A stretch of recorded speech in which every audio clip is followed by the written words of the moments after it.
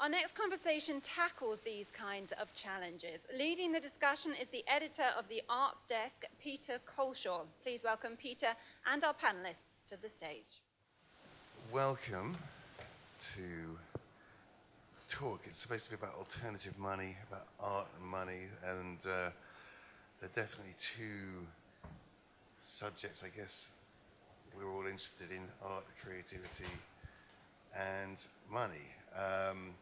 And we have an interesting panel of different insights into the subject. I'm mainly, I would say, a practitioner, a writer, and a musician. And in fact, actually, a lot of people have different. Dave, you've been a musician and comedian, all kinds of stuff, right? Yeah. So and then I think a lot of people are shifting around as to what they're doing. I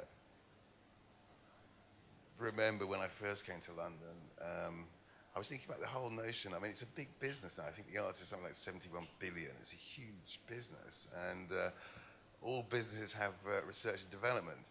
And when I came to London, basically it was me and all my friends lived in squats, and you didn't actually need any money, really. In fact, we had an experiment. 3 months, we get this wood from the skips, food from the old market, chucked out at the end of the day at the market, go around on a bicycle, and who needs money? So we'd be writing, avant-garde poetry, and I was working on a ecological magazine, doing music for a dance company, and this kind of stuff.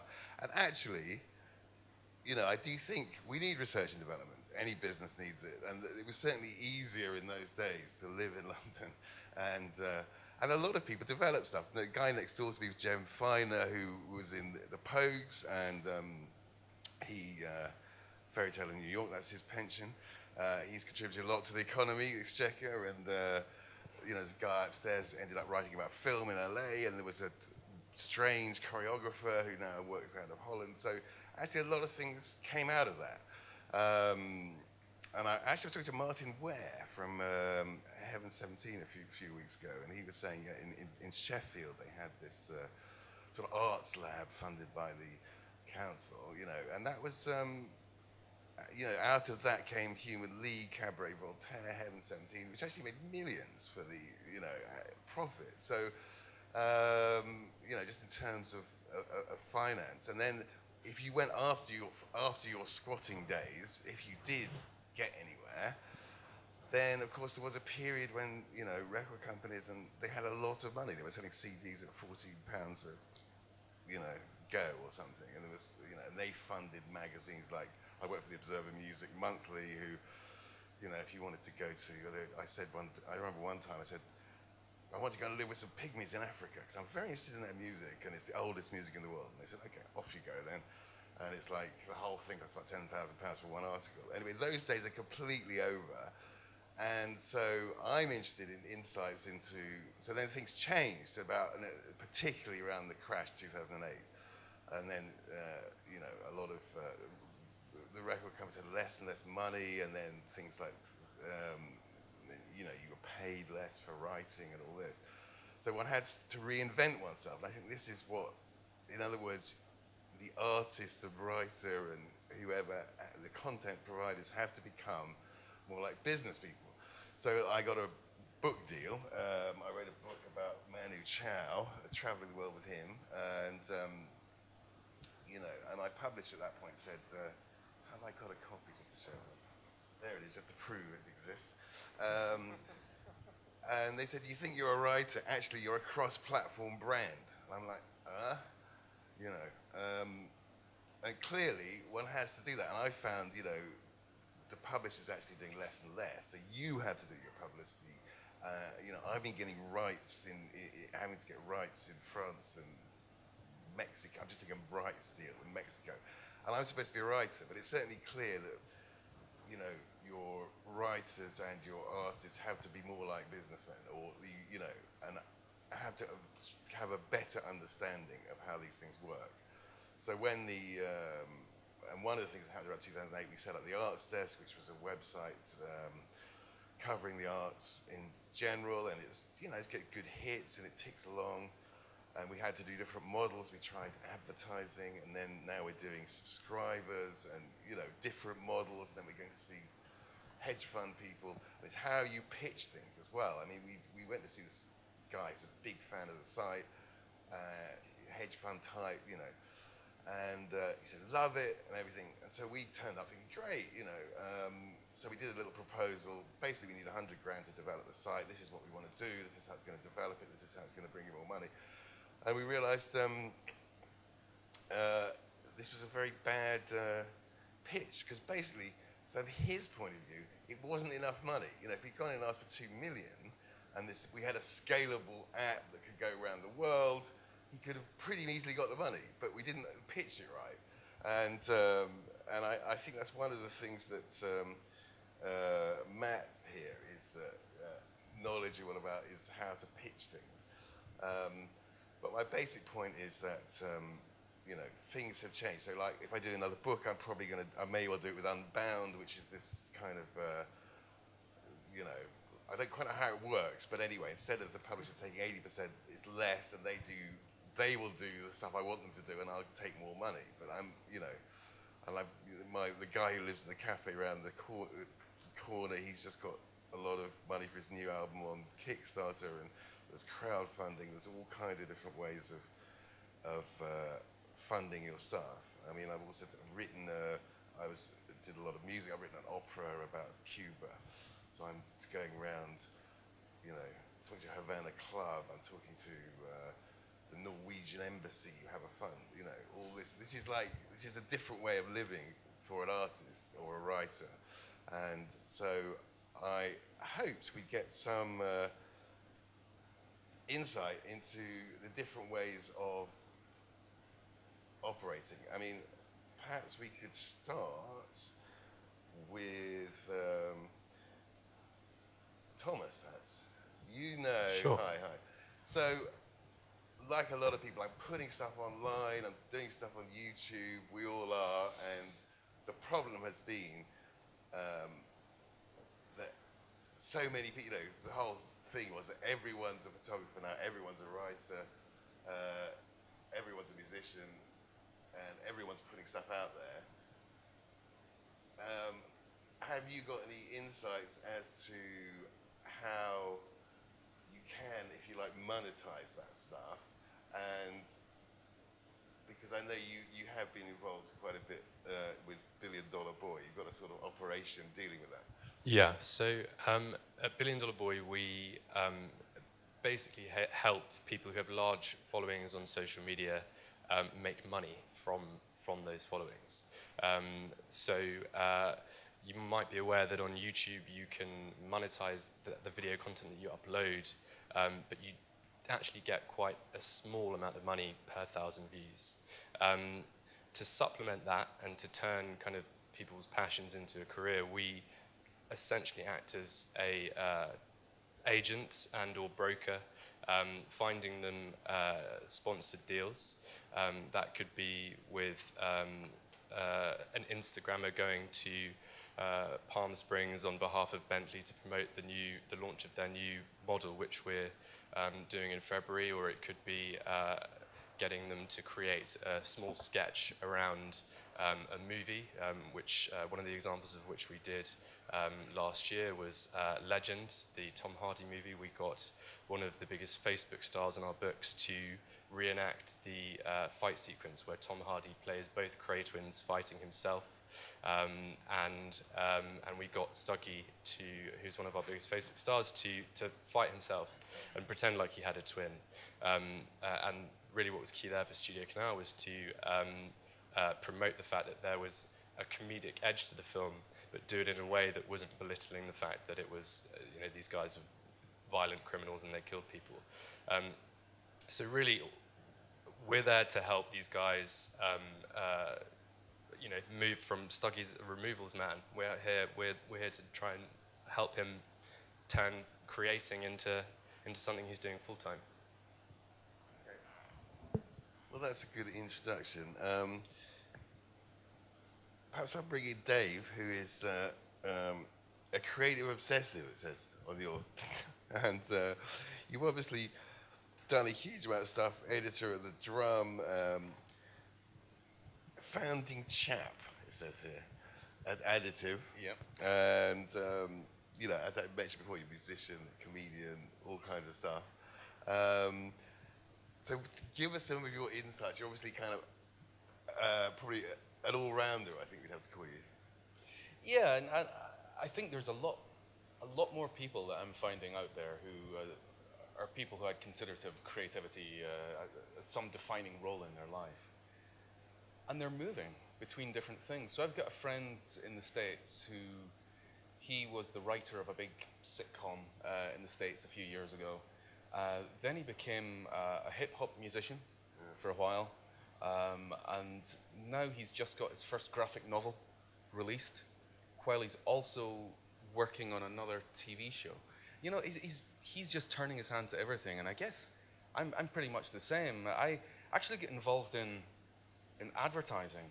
I fell into advertising as a career in the early 90s, and one of the reasons that I fell into it, because back then it was really hard to be able to play with the interesting media, like print, television, design, photography. This kind of stuff I just wouldn't have been able to get access to as an everyday chap. Yeah. But working in advertising, I got a chance to play with all of that. I would spend several hours a week in a voiceover studio, getting actors to do radio ads for me. I'd be working with top photographers. I'd be on film sets and being that guy who just pesters all the time. Why are you doing this? How are you doing that? What's this all about? What does this thing do? And learning as much as I possibly could. And by being that annoying bugger who just constantly asked questions about stuff, I got quite a bit of knowledge about how to do things. And from that, since the internet's come around, and it means that anyone can pretty much do anything, I've ended up, like last year I had a TV show. I had a 6-part TV series, was broadcast last year.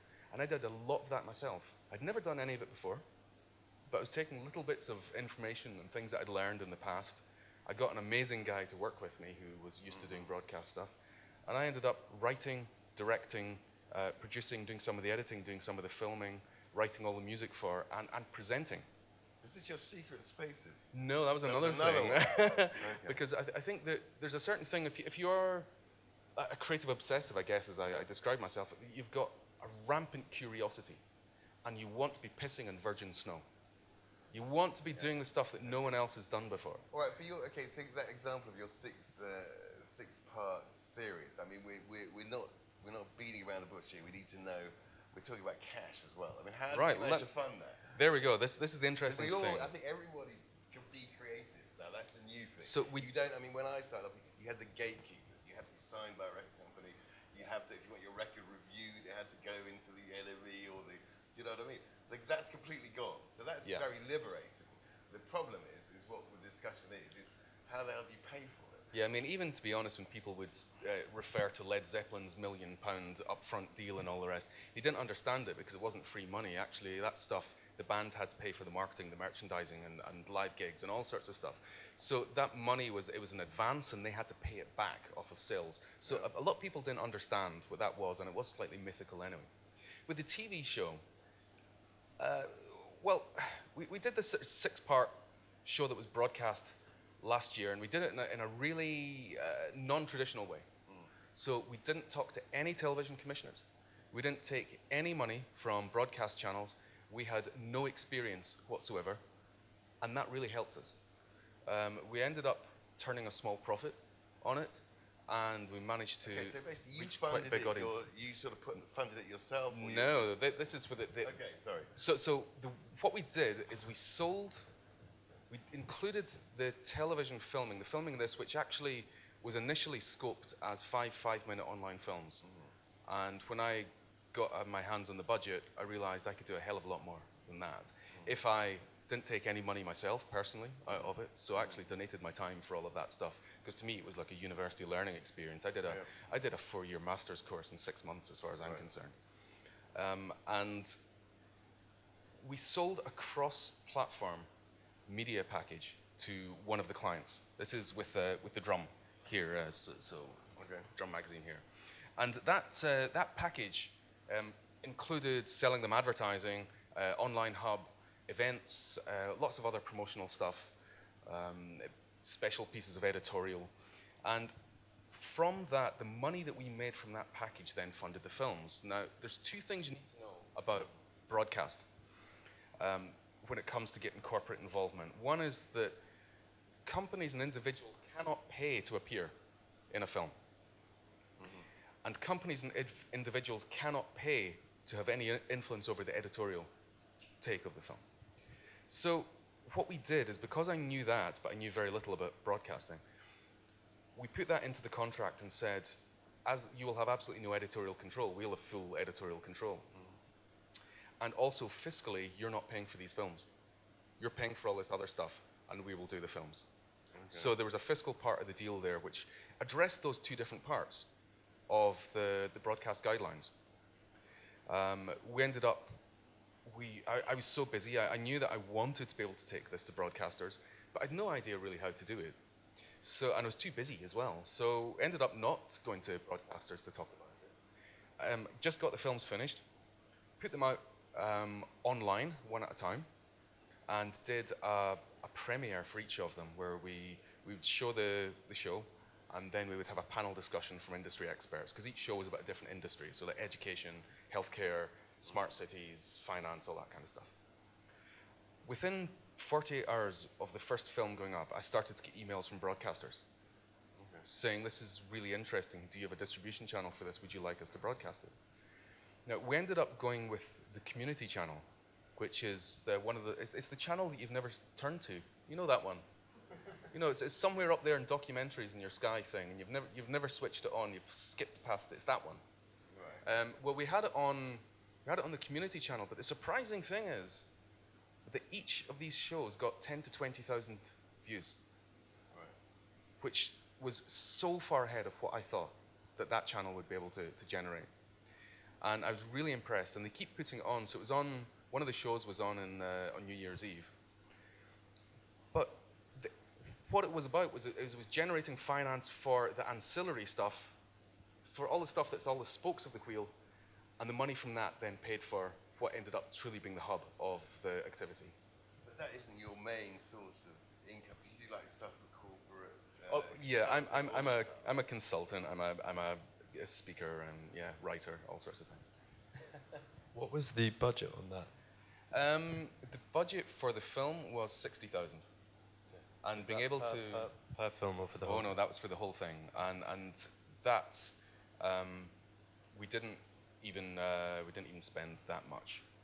We didn't even spend as much as 60,000 on it. So the whole thing was done as a shoestring. As I said, I donated all my time. So if you'd got in a director, pay a presenter to do that, all this kind of stuff, that would have added probably a good 150, 200,000 anyway onto the budget. So by me doing that for free, that cut all those costs and let us do a hell of a lot more. But I'm a firm believer that you learn by doing. You just do shit and opportunities come from it. Great. Well, I've also been involved in I did a music village, which was basically it's a free arts festival where musicians come. We did like a Moroccan music village. We brought these Moroccan singers and acrobats to London, and then we did a Sufi Islamic one. We did a South African one, and that was entirely funded from sort of authorities and arts councils and local councils and British Council and all this stuff. In fact, I didn't have to chase the money, but obviously that's a full-time job from somebody. But there still is, for a lot of arts, and the question is, you can get money from different sources, and Matt, who I'm going to bring in now, is something of an expert at that, because he is grants advisor in broadcast games and films at the Wellcome Trust. And so Matt, tell us, I'm certainly, one of the questions is, what do you look for when people come to you asking for money? I mean, what makes a great pitch? So I guess, I'm here to sort of represent the other side of the problem, which is the money. But I guess, specifically Wellcome.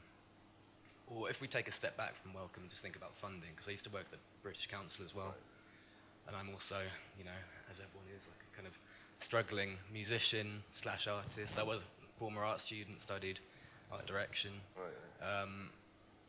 So I'm kind of aware of what it's like to sort of exist in this environment, and it'd be interesting to sort of ask later on who is in the audience and what you're looking to get from this. Because different funding bodies cater for different types of people. Within Wellcome, the Wellcome Trust, which I don't know if you guys know, but it's a very big health charity. We did all of the sort of Ebola vaccine stuff last year, but a smaller part of Wellcome is the kind of public engagement type stuff. So we've got the Wellcome Collection, which you may have been to. Then we have a number of kind of arts Brilliant sort of schemes. exhibition space, actually. So I guess, yeah, you need to know what your funder is looking for, and the kind of subcategories of what they're looking for differ from scheme to scheme. So we all provide kind of guidelines how to kind of make a decent pitch, a decent application. But people like me, my job is to kind of be the front end. So if you're coming in totally new to Wellcome, then you speak to me, and I kind of guide you through that process. Can you give us an example of something you have supported, a couple of things you have supported in the last year or two, which worked, or even one that didn't work? But I mean, what have you enabled to happen? In other words? Yeah, well, I guess it's tricky because a lot of the examples are sort of bigger things, and we are fairly broadcast games and film at Wellcome is fairly cynical in that it approaches things which are on their way to success. Because what our remit is to sort of improve the public perception of health, problems around health, you know, living, dying, everything, and do that in a kind of entertaining mass audience way. Now we have schemes which aren't aimed at that, but the broadcast games and film stuff is. We have a fund which is called the People Award, which is more about kind of exhibitions, sort of local events, community events, that type of thing. I've got a show reel if you want to see that, but it mainly kind of focuses on the big stuff. We supported Bjork's Biophilia. There was a film called Electricity, sort of exploring. Mine's gone totally blank. Anyway, Electricity, big film. But it would be interesting to know who's here and what they're after. I think a good pitch is a short pitch, and it's a confident pitch, and it's realistic. So you were saying that you went in too low for whoever you went in for. Yeah, exactly. That shows. Really regretted that. You know, face felt only 100 grand. Yeah, and You know what I mean? So that kind of shows a misunderstanding of your misunderstanding of them, and that would reflect back on you. So yeah, I mean, in that situation, I mean, the guy, he was the sort of guy. Well, it's going to cost him 50 grand in legal fees normally to set up some deal. And Yeah. It just isn't worth his while. It's not his, you know, level of his game. Whereas other people, like the Norwegian embassy, I'm trying to get money out of for this Cuba project. They've got a little budget for helping kickstart projects, you know. And I talk to them now. I sort of talk to everyone now. So they're like, well, if you pitch 4 or 5 grand, that's about what we're comfortable with shelling out, especially as we're not totally sure what we're going to get at the end. So naturally, they got an application for, you know, yeah, 4 so grand, you know. speak to as many people as you can, and just kind of scope out who the funder is and what they're after. Look at what types of things they funded before. In the kind of broadest sense, if you're writing bids, get someone else who knows nothing about your project to read over it. Yeah. Because a lot of the time things come in and, you know, 10 people on a panel at Wellcome have read the thing and they don't know what it's asking for. We had it just yesterday. So it's just kind of simplify your idea. And don't worry about sort of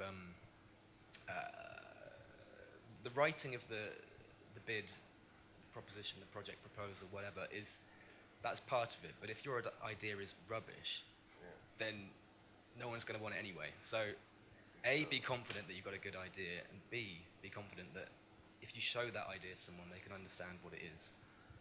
And you've got guidelines on your website. We whatever, do. The kind of thing you support, the kind of thing you might support. Yeah, so if you visit Wellcome's webpage, which is kind of being redeveloped as we speak. But as I said, we have a number of schemes. They all have their kind of individual eligibility criteria, but yeah, there is support there. But I think it's sometimes reading that kind of stuff is too much, and it's better to just get through to people like me and just chat about very basically what it takes to kind of get something down on paper.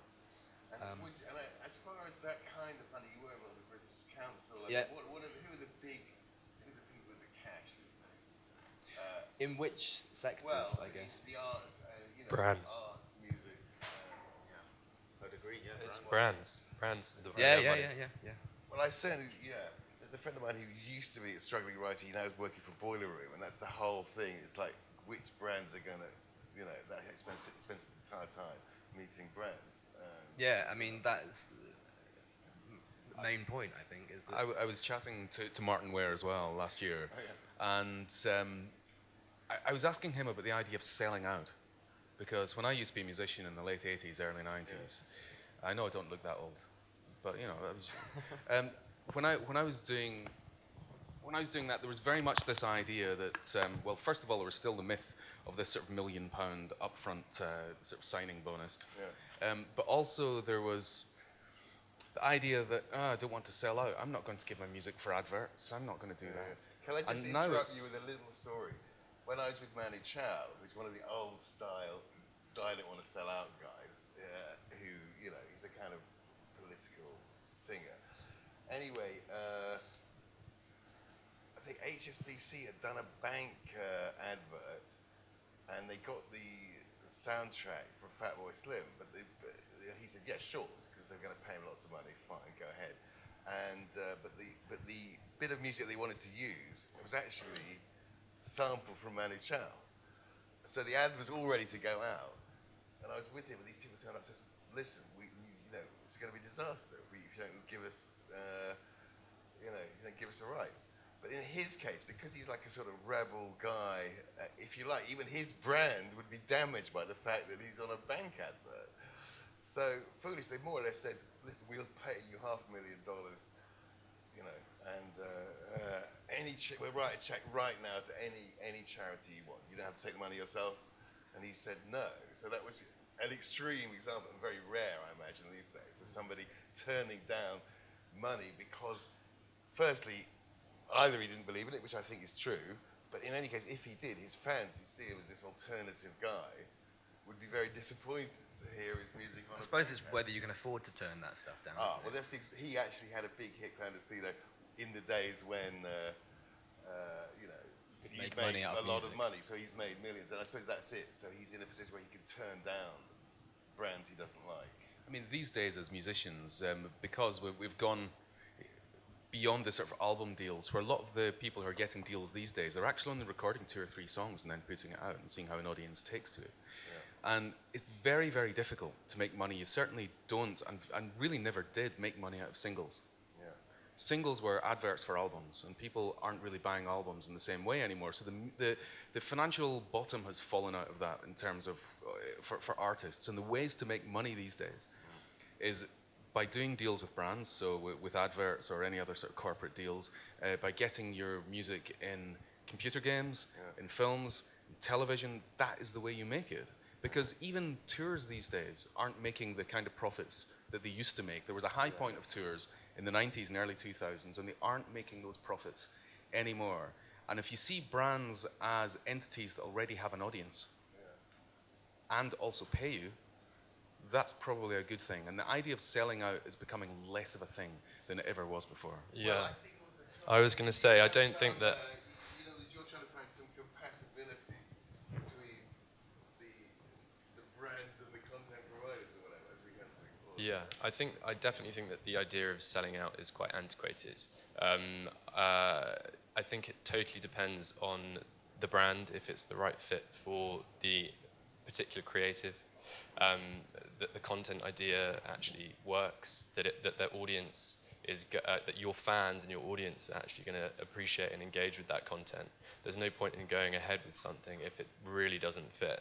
And we would never advise any of our influencers, as we call them, to do that. And similarly, we say to the brand, ultimately, you're not going to get the viewership or engagement on this content that you want if it doesn't work for this audience. So what's the point in doing it? Yeah. Just listen to what the influencer's telling you. Listen to what they know about their audience and shape the creative from there. Sure. I mean, we've certainly, like the arts desk, we have one of the ways we fund it. We'll have a series. So for example, there's one called Series of Articles. We made it. So what that is really about, people making stuff, craft people, and all this sort of thing, which we weren't really covering well on the site anyway. And we got a sponsorship from various, whiskey company, whatever, who then put it on their site.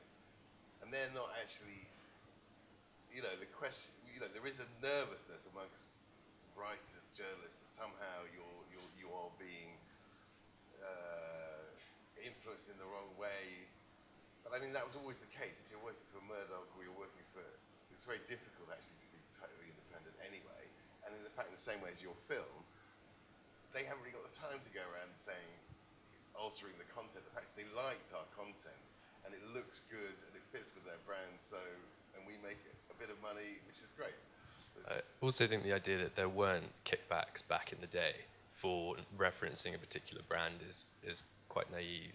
At least now things are signposted. At least now people are saying this is presented by, I'm being sponsored by this person to do this.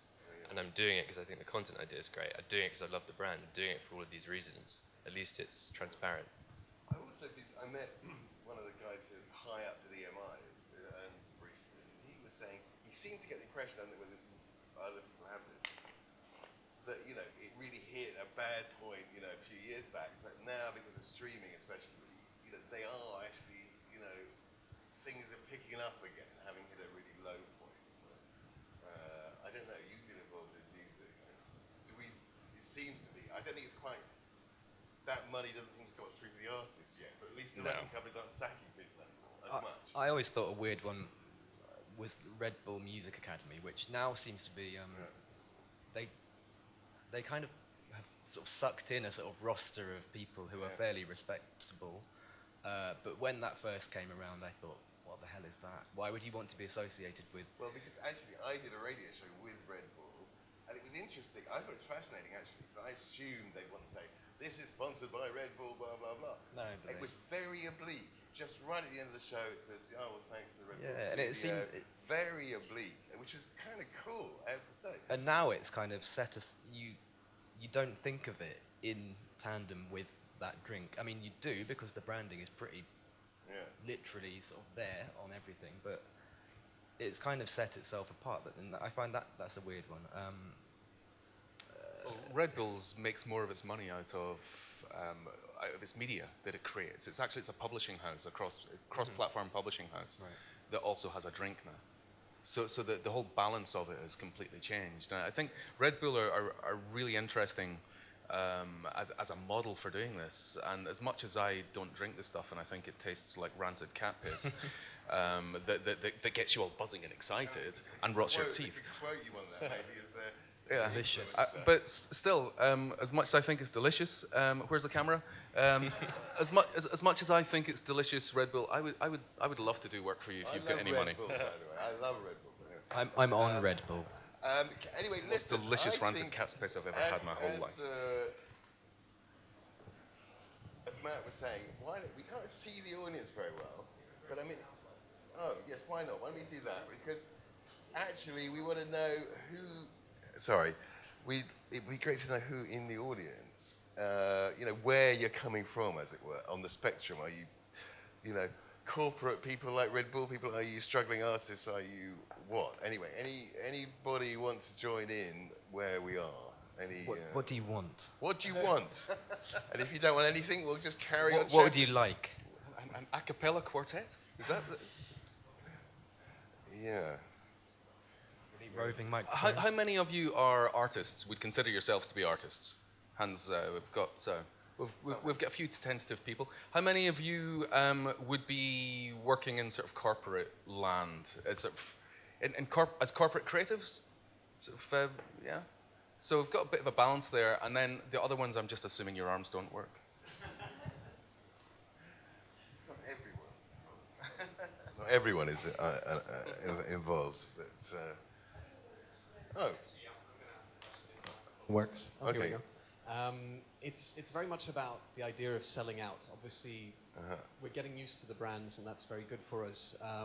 But one of the things that terrified people, I think it was 2 days ago when we were looking at technology, was a new technology called Myriad. I don't know if any of you have heard of it, but basically it allows you to superimpose brands into content. So you'd be able to remove that Coke can that you decided as a creative to have within the video and put a Sprite, or remove that beautiful car from a James Bond and put a Renault car or whatever. It was interesting to hear Dave say that they didn't have access to sort of editorial, and obviously now we've got the ability to kind of hack into the creative content and change people's vision in order to make money. How do you guys feel about this? Well, I mean, in the UK, I guess, we've always kind of balked at the idea of product placement, whereas in America, they really don't give a crap, and will put the biggest sized bucket of Pepsi in front of Simon Cowell when he's doing the show. Because in America, that's fine, and that's the way that deals are done. So we're always a little bit tentative about that over here, a little bit British. But to be honest, I'm interested in anything that helps to fund content but doesn't get in the way of it. With all these things, if it's done with taste, to me, the only thing there is that they haven't managed to get their promotional deals in place before they started running film through the camera. I don't give a shit at which point they put it in. If they know that we've got space here to put in a brand, fine. We've got the technology to do it, as long as it doesn't get in the road of it. And it's just like, sorry, I just want to say, can you just pause a second? Highland Spring, the most delicious bottled water you'll ever have today. Yeah, I guess it's if you've got a problem with the brand, then does that override your desire for the money? And thinking about it from Wellcome's point of view, which isn't really a brand, I mean, it's a charity, but I don't know if you read The Guardian, there are things about that if you don't, I guess, if you don't want to take the money, you can go to other places, but that becomes increasingly hard because if you narrow down your options, you're not going to get the money. So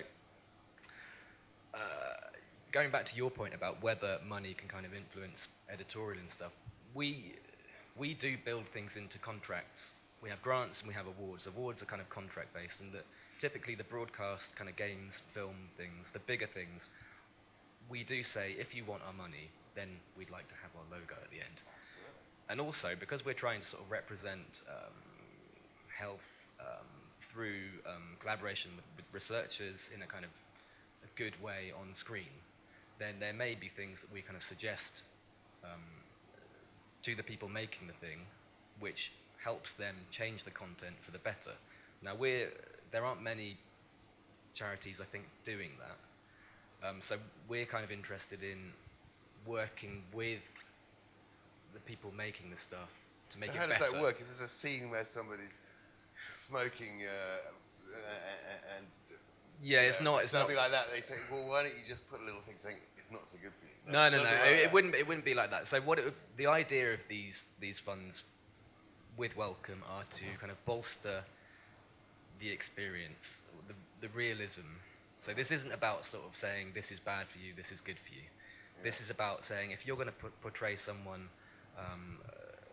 going through a chemotherapy, for example, then we want you to show that in the correct way, so that it doesn't kind of belittle the experience of people who are living with that right there and then. So in that way, we do have kind of content.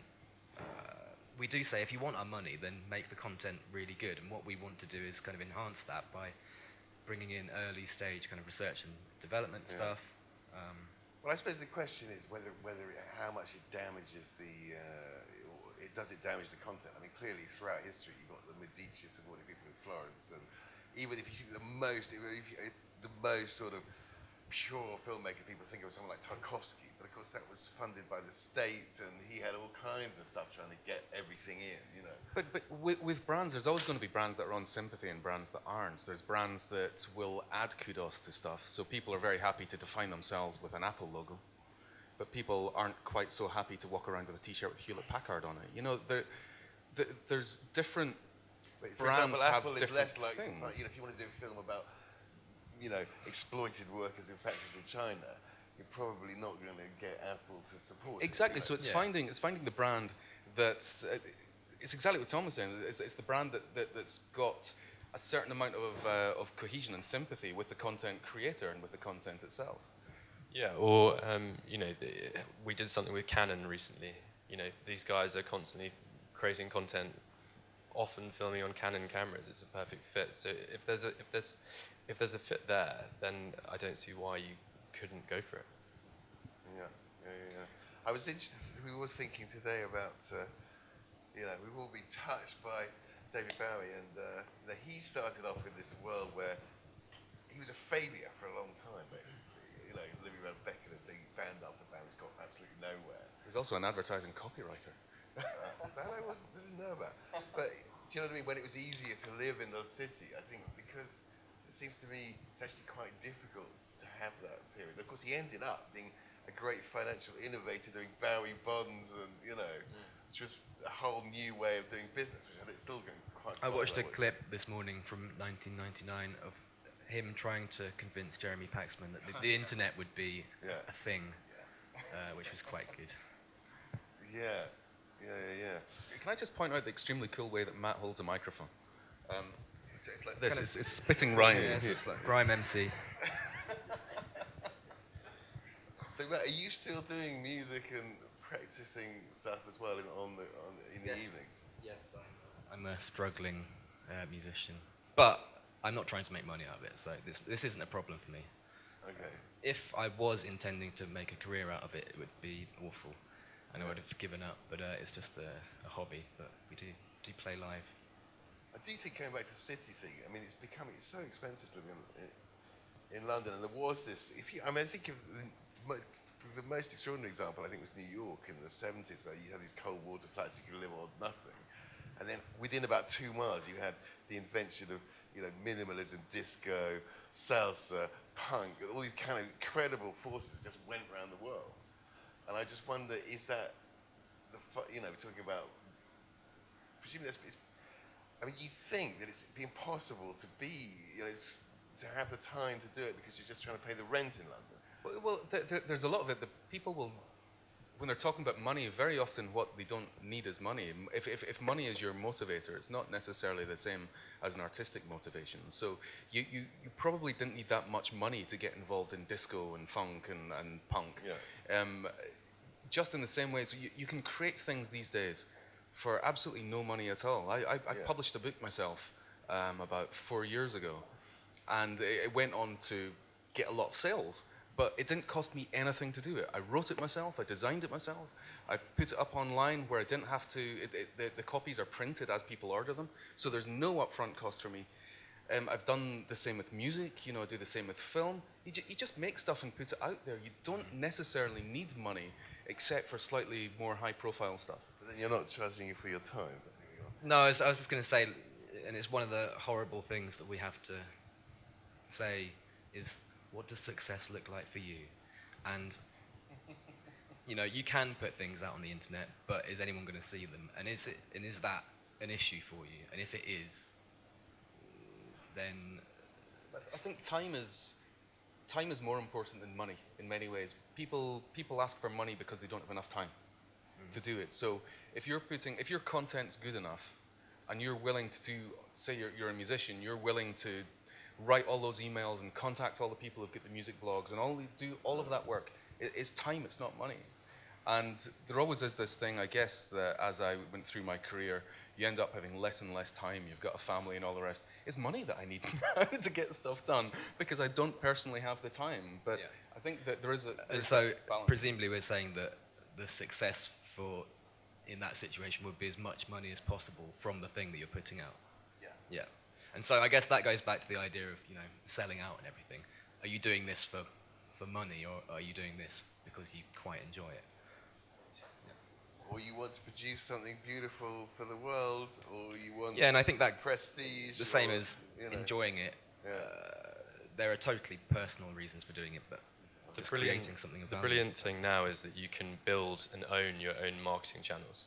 So you create a YouTube account, you build that following, you create a Facebook page, a Twitter page, a Snapchat account, you start getting followers, people following you on all of those channels. You've suddenly got a way of pushing out all of your content to people who are readily going to either buy it or watch it, and YouTube are going to place adverts on it, or again, work with someone like us to create some branded content or some sponsored content. Realize something that you want to do. Has anyone got any... I had another one. Sorry, I'm kind of just dragging onto the microphone. Ahead, Actually, what I thought was very interesting is, Dave, you mentioned the fact that you wrote a book and everything was fine and you sold a lot. And obviously, Thomas, you work with brands and personal branding. How much of what you did depended on your own personal brands and you being able to sell and already having a following? Yeah, I've got to say, yes, I do have a little bit of a following, and to be honest, the book helped me get an even bigger following. So there was actually part of it, the reason for doing the book wasn't actually to make money, and to be honest, if I have to count the amount of money that I've made out of it, it's not going to be a huge amount. It might pay 1 month's rent pretty much, and that's it. But the reason I did it was to be taken more seriously in business communities as a consultant and as a speaker, and it worked. So I got what I wanted out of it.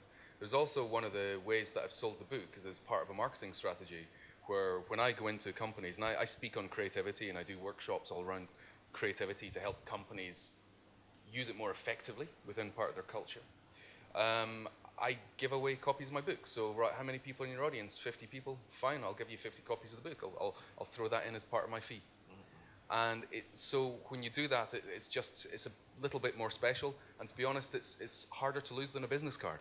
So it's going to hang around a lot longer, and people are going to remember me a lot longer. So there was a marketing strategy behind it. There was a reason for doing it, and a lot of people could see that as cynicism, but I see it as marketing. No, I think it's function. It's whatever you see. Your cultural product may be enough for you to do it for free. I mean, maybe we should just have a quick thing about what is worth doing for free and what isn't doing for free. I mean, that seems to me a decision artists, creators have to take, including who, unless you guys got paid for this, we're here for, why are we here? Because we want to meet people, we want to chuck around some ideas, and we like the festival, I think. But just maybe have a quick, what were you willing to do for nothing? So, take notes here, people, take notes. So, I think we are careful about it. I think really the only instances where we would advise an influencer to do something for free is where they've got an amazing opportunity that's being brought to them that ultimately there's no budget for, or they're not going to get otherwise. So if you've got talent access to, shoot a video with a Hollywood star, and you've got 20 minutes with them, you can do whatever you want. Of course, do it. Because not only are you able to push that out to your audience, they're going to love it, but also you've then got the PR company for that movie pushing it out. You potentially have the marketing team putting paid media behind it. It's going to be of huge benefit to you and your audience. And then it's a case study to take to other brands and go, look at what they did for the movie X. This is what they could do for you. So if it's something like that, then yeah, absolutely. But if it's, I think there are far more occasions where actually ultimately you're doing these guys a favor. You're getting eyeballs on their brand or on their movie or on their book release, whatever. You should be getting money for it. And what about personally? I mean, you come from this, for example. I mean, yeah. So but that is, are you then promoting you're promoting your $1 billion boy a little bit and yourself, and presumably it's a couple of hours out of the office, which is exactly. And I got to meet all of you people and hopefully some people in the audience. So what about things like this? You were talking about, in a way, your book was a sort of, in a way, a freebie. If you only got a month's rent maximum out of it, so it was a way of promoting yourself. And how would you decide? As public speaking is a big part of what I do. I sort of travel all over the world talking at conferences, and I set up about 4 or 5 years ago. I thought, right, I need to have a system about this as to what I say yes to and what I say no to, because I don't have time to do everything I'm asked to do. So basically, I've got 3 different buckets, and everything falls into one of these buckets. If it's an event where I'm going to meet interesting people, I can potentially meet business contacts and pick up work from it, or it's something that I believe in. It could be a charity, it could be something I'm passionate about. Then I'll do that for free. I'll very happily do that for free. I'll also very happily take money. I'll very happily do that for free. The second bucket is if it's like a conference or something, and the audience there aren't people I would normally do business with. You know, it might be a bunch of doctors. It's not going to raise my profile. I'm not going to get any great benefit out of it. Then it's money. You have to pay me to do something like that because there's no other benefit that I will get out of it. And when you're running a business, you have to be relatively mercenary about these things, and speaking is part of my business. And then the third one is corporate gigs. If you are a company and you want me to come in so that I can teach your staff something that they will benefit from, I'm not going to do that for free. Not at all. Plus, no way. I understand you have a new invention called the nudge, which has just yes. gone online, which is going to revolutionize creativity. Can we just put, it's worth checking this out, actually. It's a TED Talk, TEDx talk that went up about 4 days ago. So if you just search for my name, Dave Birss, TEDx, I'm sure you'll find it on the YouTubes or something. It's a piece of technology that will definitely improve your creativity. We'll just leave it at that. Matt, you've mentioned you do, for example, your music for free, more or less. I mean, at least that's not a concern. But I would totally echo that. Just do what you're comfortable with. If you think that someone is kind of taking the piss, then and it doesn't sort of give you any benefit, then don't do it. Interesting sort of the final sort of corporate gig thing. If you do something for someone and you know they've got a lot of money and you don't get any money for it, then you're a bit of an idiot, in my opinion. So just do what makes you feel comfortable and do your research on who you're working with and what benefit that's going to be for you. And I know that's really basic information, but that would be... and thinking from a kind of grants funding point of view, there are things that funders will pay for and there are things that they won't. So an example is, so we'll pay salary equivalent time for development of whatever your project is, but don't then in your kind of budget request ask for the money that you would give to charity every month. Yes. Which we've had and had to turn down because that's just bizarre. So be realistic and don't be strange. No, I think it's very difficult to define. I mean, when I was working, I did this quite a bit with the Daily Telegraph, who, funnily enough, you think were very right-wing, but they had the sort of, nobody touched the arts pages, which was interesting. There was a whole, Max Hayes wrote 800-page book on the Telegraph, didn't even mention the arts pages, so it was a funny little thing. They used to pay quite well.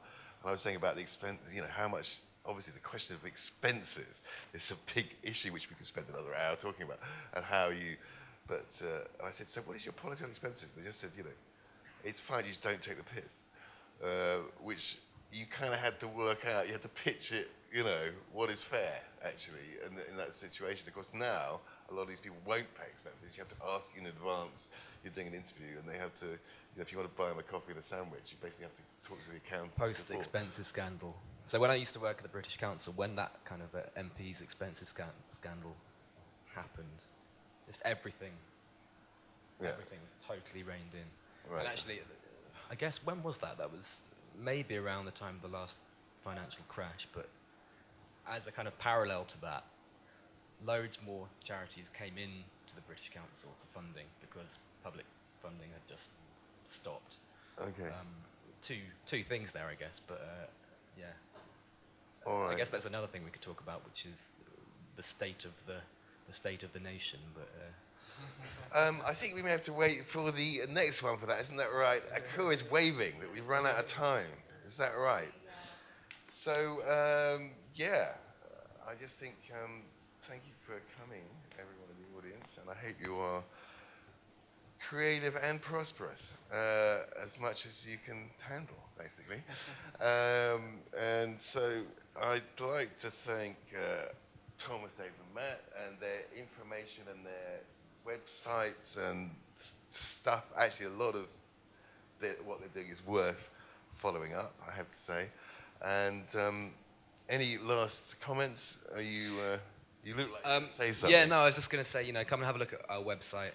You can Google my name and Wellcome Trust, and I'll pop up, and then you'll see the schemes that I work with, and then you can give me a call or an email. So that's basic. Yep. Yeah, all I'd say is if you want to get in touch, speak to me after, or check out our site, which is billiondollarboy.com. I'd just like to thank my mum, my dad.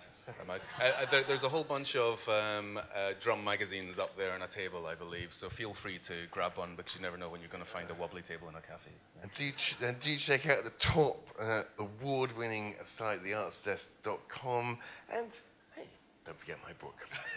And I'll autograph one for an extra if you buy me a coffee. Actually, I think on eBay, the autograph ones are worth less, I found. So that's, Anyway, thanks for coming, everyone. And I think one or two may be hanging around if you want to chat further or connect. So great. See you at the next time round. Cheers.